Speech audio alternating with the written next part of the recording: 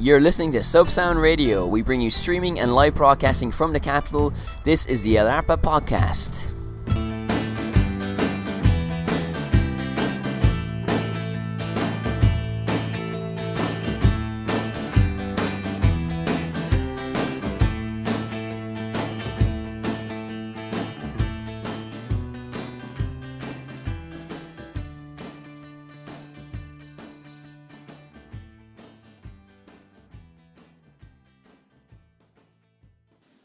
Welcome back to the first Arpa podcast of the new year. Joining me in the studio, like last year and the year before, is the wonderful Mary. How are you doing? Yay! I'm doing very well, thank you. Fantastic. Are you excited for a new year of more podcasting? Definitely, and everything else. Trashing exhibitions, making silly voices. Exactly. In jokes that the audience doesn't understand. Swearing. If you hated all of that from the last 2 years, tune in for more. We're just about ready to launch our new website, which is a newfangled scrolly one, so you can see all of those things scrolling down the page. So it's going to be exciting to replace the terrible one that we have currently. We're going to have links to all our stuff and links to archaeological stuff and football things as well, because both sides of Murray and El Arpa have links to those two things. So today we did toddle off to an archaeological museum, Murray's natural habitat. We have spoken about that before in previous podcasts, and you've given tours in the museum as well. So we're going to be talking very momentarily. Can you say very momentarily in the same sentence together? I don't think so. Okay, strike that. We'll be talking momentarily. No, strike that. We'll be talking very about archaeological stuff in the museum. Did you pick up anything you've been learning Irish over the course of the summer months, or summer month that was July? I have, yes, over the course of a 3-week holiday. Yes, well, I'd already studied a little bit, but I was kind of revising / getting back to the beginning.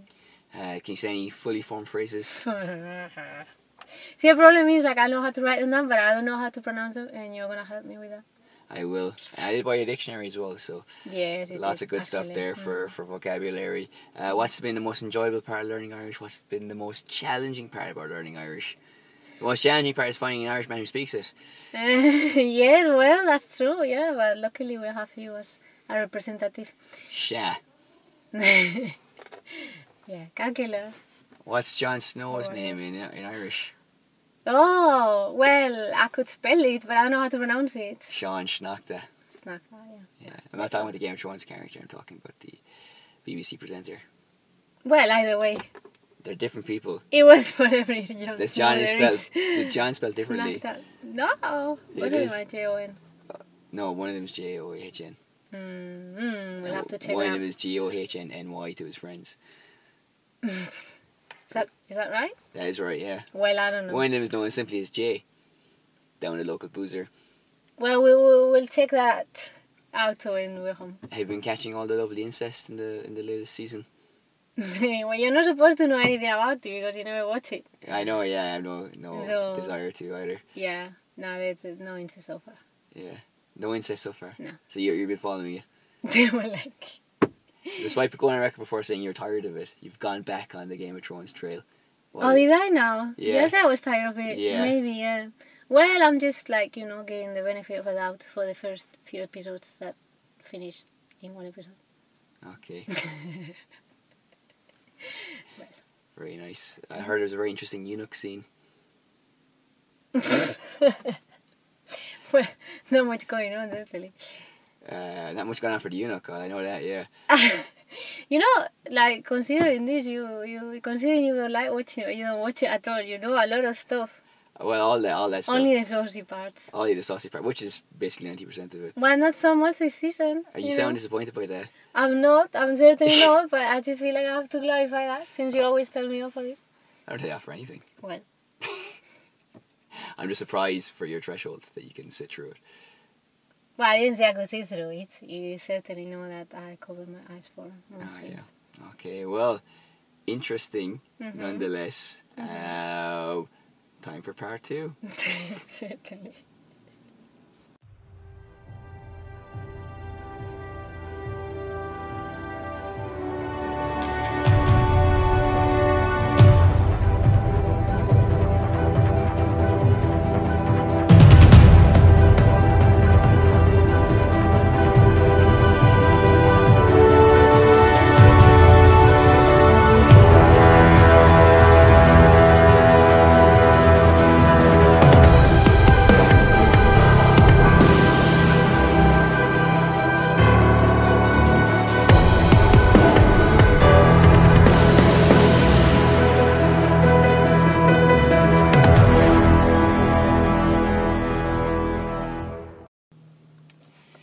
Part 2 is upon us.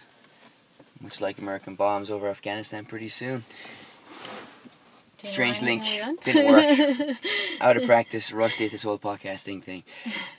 So the scene of the crime was the Museum of Arqueology in Madrid, and they have a lot of floors you can go visit there.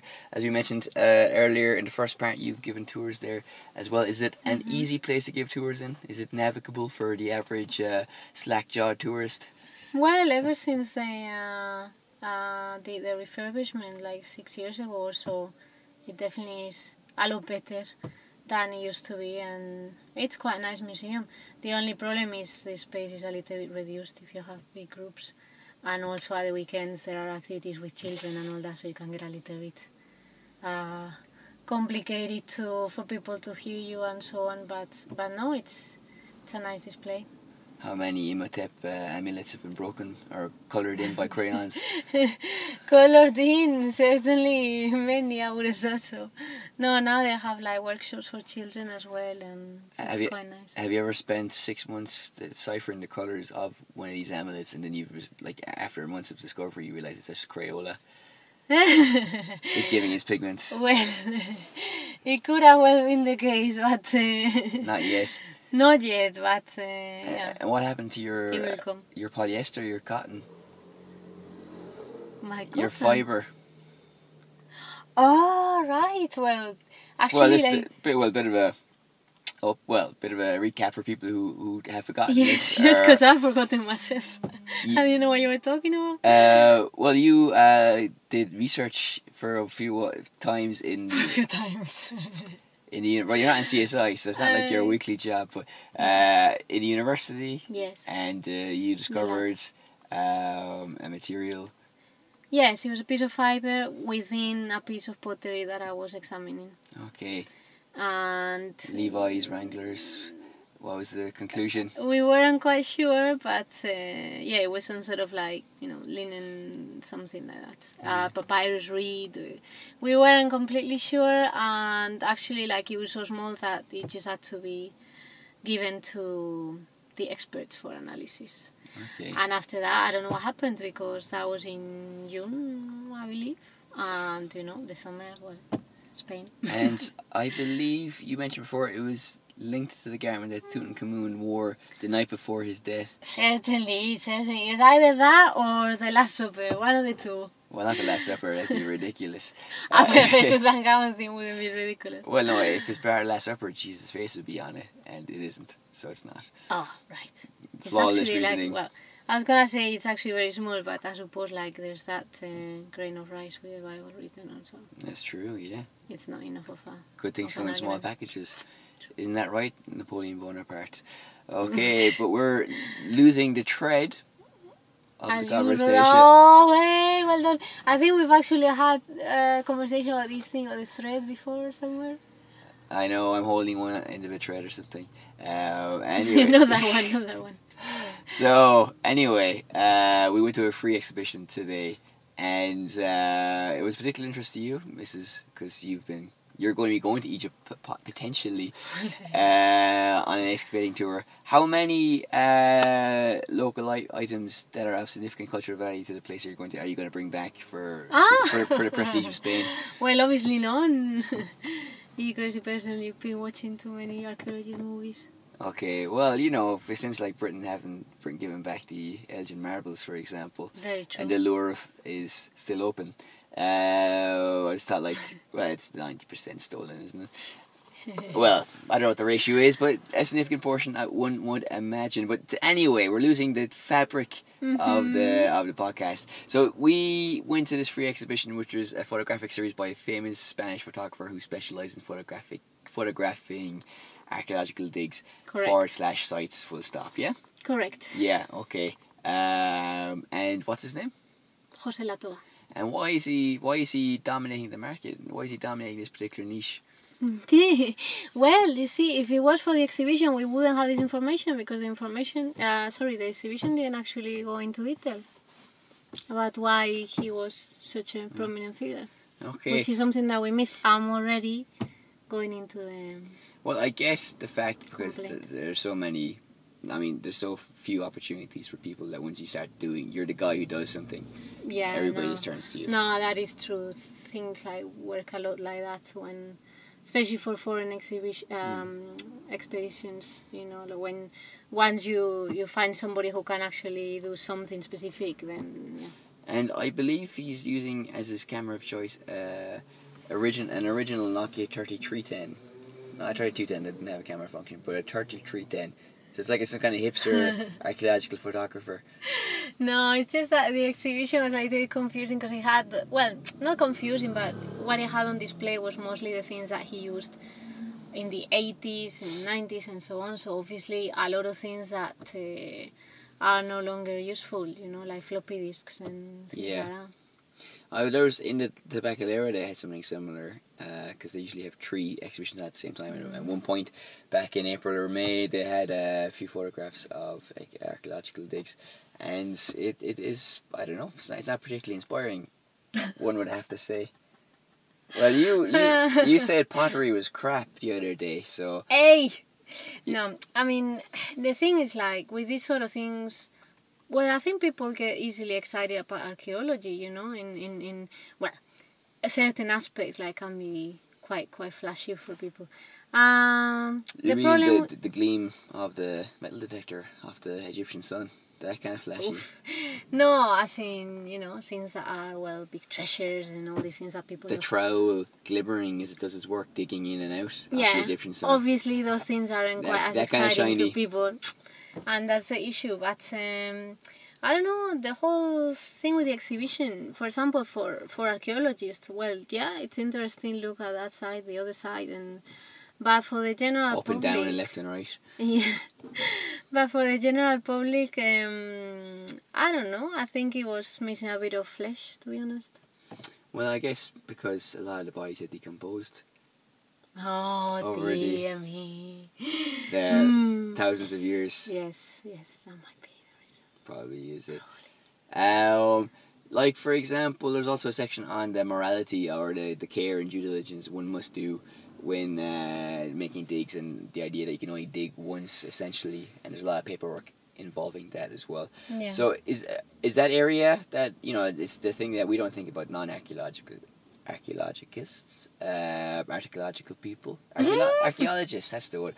It's the thing that we lay people, to use a politically correct term, don't really consider and probably aren't really aware of what the extent of that aspect is. Is that aspect relatively straightforward, or are there situations where because you do the paperwork a certain way, or you decide to dig in a certain way, that it becomes very controversial? So the due diligence and the standards of practice can get you into some trouble if you interpret it maybe in a different way. The standards of practice, as per almost everything else in Spain, they are determined by the community, like the Comunidad Autónoma. So it's a regional thing completely. So, you know, the rules to dig in Madrid are not the same as the rules to dig in Andalusia or elsewhere. So you need to be aware of like what the norms, the rules are in that particular area and the relevant process. And if you dig in Barcelona, do you have to sign a waiver where everything you dig up is cattle land? Well, yeah, for example, like a lot of the documents that have to be produced, because digging is not just, you know, getting things out, it's actually writing reports and disseminating information and documenting things and yes, you say. It's often, I say indeed, it's often the case that these things, you know, the particular law establishes that they have to be published in the local language. For example, maybe 10 years ago, when Ireland, the Irish government in Dublin were digging, I think it was digging up a road or some old structure, they found a lot of Viking remains, and now it's part of a huge Viking experience which you can enjoy in Dublin. Do you think there are a lot of undiscovered finds to be had in Spain at the moment? Well, yeah, certainly. I mean, there's such a big like Roman past that there's just virtually an entire Roman Spain underneath, you know. Yeah, definitely. There's always archaeology. Well, I know like Media is the Spanish city that's famous for its Roman ruins. And I know in Madrid as well you can find small, very, very small fragments of that as well. I think there's a wall that exists, and also in Barcelona there's some buildings that still exist from that time as well. Is there any reason why there shouldn't be more cities like Media that have such an obvious display of Roman civilization?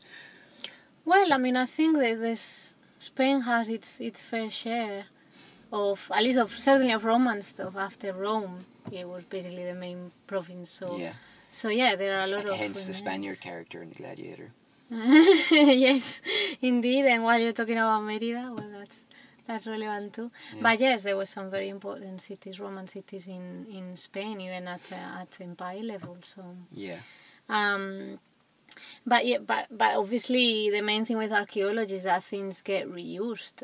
That's just a human fact. If you need stone, then you just get stone from a place that is abandoned, and then destruction happens. And you know a lot of people who are in the photographs in the exhibition, because you've studied with them and they've encouraged you and developed your career. Very much so. And you were full of praise for a lot of these people. But it wasn't that bad. Should have heard the words she was using. Expletives this and expletives that. But a budding archaeologist, a 12-year-old boy or girl, do you think it's an interesting place to take them? Do you think it's enough to stoke the nascent fires of interest in well, the museum definitely is. The museum as it stands definitely is. The exhibition in itself, well, to be honest, like these exhibitions are like the free ones that are put up temporarily in the archaeological museum. They're not meant to be, massive displays of things. They're meant to like explore little details, but I think I've certainly seen others, even if they were small, they were more, I don't know, slightly more enlightening than this one. There was an enriching experience in one aspect because you got to see there's a very old-fashioned book about Photoshop and old-style literature and equipment, and I guess it's a lot easier to capture things digitally and use technology in the field. So were you thinking that when you were walking through, that back then it probably was a bit more complicated to capture these things digitally?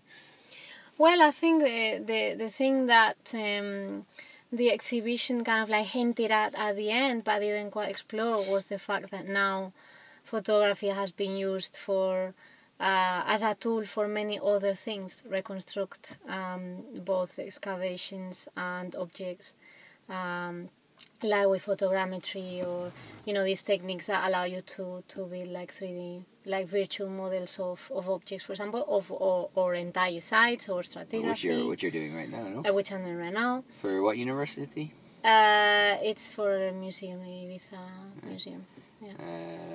Fantastic. And have you in this university or this museum? Well, I'm sure you've seen the facial reconstructions. This is what this person probably looked like or could have looked like. Do you think those tools are useful for generating more interest or giving a more accurate picture of different time periods? Basically putting flesh on bone. Literally. Yes, definitely. I think any reconstruction definitely helps people picture how things were, because not everybody has the ability to fill in the gaps when they look at objects. And at the end of the day, like, even though some people still like cling onto the objects are purely a tool to understand the people. From my point of view, so... Well, there was an interesting story last year in the newspaper about a French archaeologist who found a body at the top of a mountain from the Stone Age period or around that era, and they found the food in his stomach, and he had been stabbed from behind, and because he had basically defensive wounds and other wounds on his body, the interpretation was that he had been in a fight the previous day, and perhaps the person he had fought went back up and maybe got his revenge after perhaps losing the battle the previous day. And obviously you can never know that for sure, but it's this historical investigation that extends to even things that are very old, Yes, I mean, there's always some degree of interpretation with archaeology, you know. Some people get more carried away than others, but at the end of the day, that's the whole point of it. The whole point is to try and reconstruct what the past was like. So, you know, there's some degree of like interpretation involved, and as more and more objects or like, you know, data comes out, then, you know, those interpretations can be made more accurate. And we mentioned that, well, it's more an exhibition about the photographer himself, so it goes through his different stages. Yeah. Though it could be rejigged and maybe look at technology from, you know, different time periods up to modern times, or you could extract specific moments from the exhibition and maybe enlarge them and then have separate ones about that. So, you know, there are different things you could have done with it. We also saw that there was a guide tour which we did not avail of. Do you think that would make much of a difference for people if they went on this tour? Would their understanding and engagement with the subject be deeper, perhaps deeper than ours was? I think that might be the case, but in any case, I think, you know, an exhibition like should be anything that a guided tour tells you should just complement what's there. An exhibition, from my point of view, should stand by, you know, by itself. Should speak for itself. Yeah, you should be able to understand what's going on, and really the guided tour is just an aid or like spoken support for it. But I think, well, if you cannot make the most of the exhibition without the tour, then I think there's something definitely wrong, and that's also a very important part, as we were saying before, of archaeology, the whole and history, the whole part of explaining and communicating to people is pointless otherwise, you know. Okay, so an interesting experience with its pluses and minuses. It's ending, I think, on the 27th of August. Of course, if you're in the city, you can always go there for speeches and talks and other exhibitions. You can check on the archaeological website, which is pretty easy to find. We've been there before. We'll be there again, no doubt. We have. So if you're in the city looking for something a little bit different, you might like it, you might not. Yeah. You can do no worse than going to this photography exhibition from Mr. Jose Latova. Perfect. Okay, well, that's been a pretty spectacular part 2. Up next, part 3.